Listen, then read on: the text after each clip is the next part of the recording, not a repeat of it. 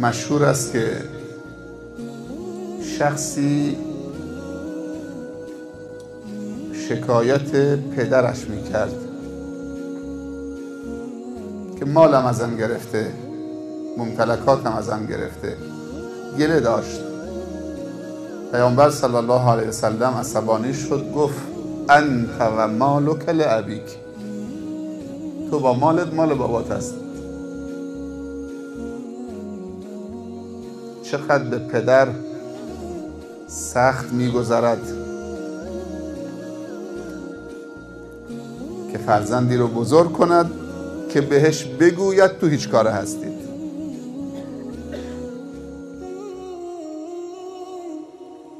حالا تصور بکنید که خداوند تبارک و تعالی این همه توجه به بندش بکند، بنده در صدد حذف خداوند باشه، بعد بخواهد که سربلند باشد، توانمند باشد، رشد کند، پایدار بماند، نام نیک از او بماند. همه این نعمت‌های خداوند، رشد، توان، توسعه، سلامت و سعادت آفرین هست، چون خداوند بندگانش را دوست می‌دارد و کسی که کسی را دوست می‌دارد خواهان رشد و توسعه و پیشرفت دوستش هست. آیا شده کسی رو دوست بدارید خوشحال نشید که ترقی بکنه؟ فرزندتو دوست دارید، وقتی معدلش بالا میره به گفته خودمون شاد میشیم.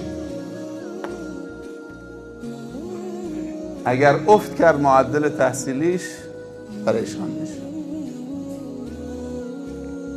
هرچی در آموزش بالا بره، در پرورش، در تقوا، در طهارت و پاکی، چون که پدر فرزند رو دوست دارد خوشحال می شود. هرچی شاگرد موفق تر بشود معلم خوشحال تر می شود. البته معلمی که معلم هست، چون معلم حسود هم داریم، نمیتونه ببینه رشد شاگردش که شاگردی از معلمش بالاتر بره. عالم حسود هم داریم، میخواد همیشه خودش تکتاز میدان باشه. عالم تربیت نمیکنه که طلبه هاش از خودش بالاتر برن. خوشحالی اینجاست. تاجر حسود هم داریم، همیشه میخواد که کارگرش کارگر بماند 30 سال، 40 سال، 50 سال. در صورتی تو کارگرها خیلی هستن که استعداد تاجر شدن دارن، میترسه که اگر به کارگرش هنر تجارت یاد داد شاید دیگه رو دستش بزنه، بیزنس دیگه کمرنگ بشه. ولی خداوند این چنین نیست.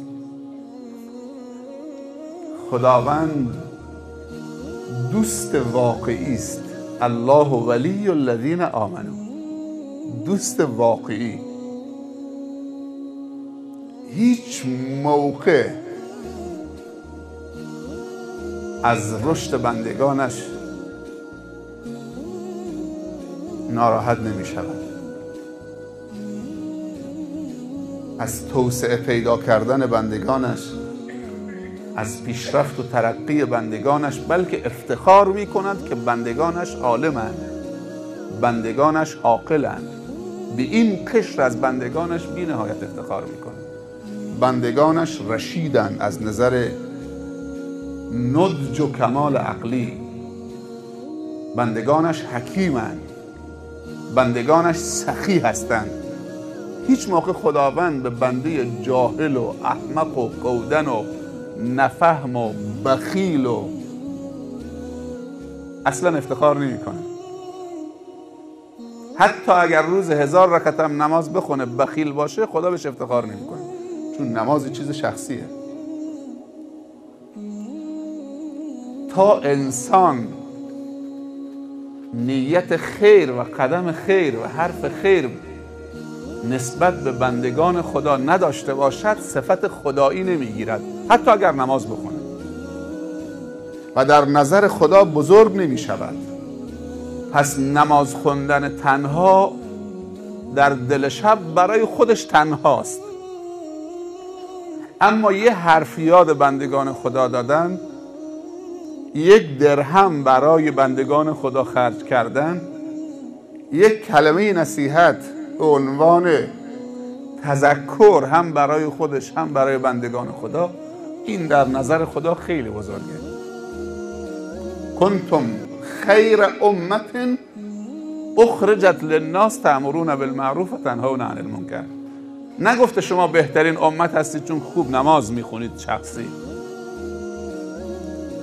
تأمرون بالمعروف تنهون عن المنکر، یعنی خیر و شر جامعه براش مهمه، تلاش میکنه جامعه به خیر برسه، همینطوری که خدا تلاش میکنه بندگانش به خیر برسن و تلاش میکنه که جامعه از شر در امان باشه، همینطوری که خدا نمیخواد بندگانش دچار شر بشوند. و واقعا خداوند داره هزینه میکنه و چقدر هزینه کرده برای این که دوستی را تحقق ببخشه. چه کسی سراغ دارید که به اندازه خدا برای تحقق بخشیدن به دوستی با بندگانش این همه هزینه بکنه؟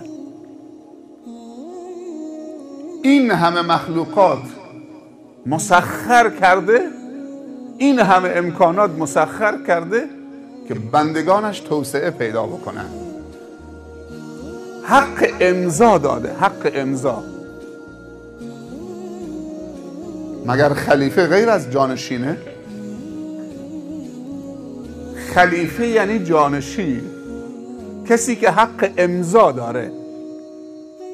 پس خداوند علیم، دوست داره که جانشینش هم عالم باشه، به اون افتخار میکنه.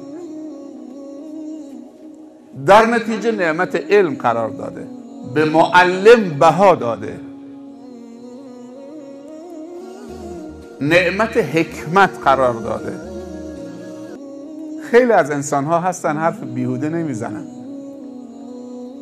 حرفاشون همه دره و همه دوراندیشی و عاقبت سنجی است و همه نجاته و رشده و همه تحوله.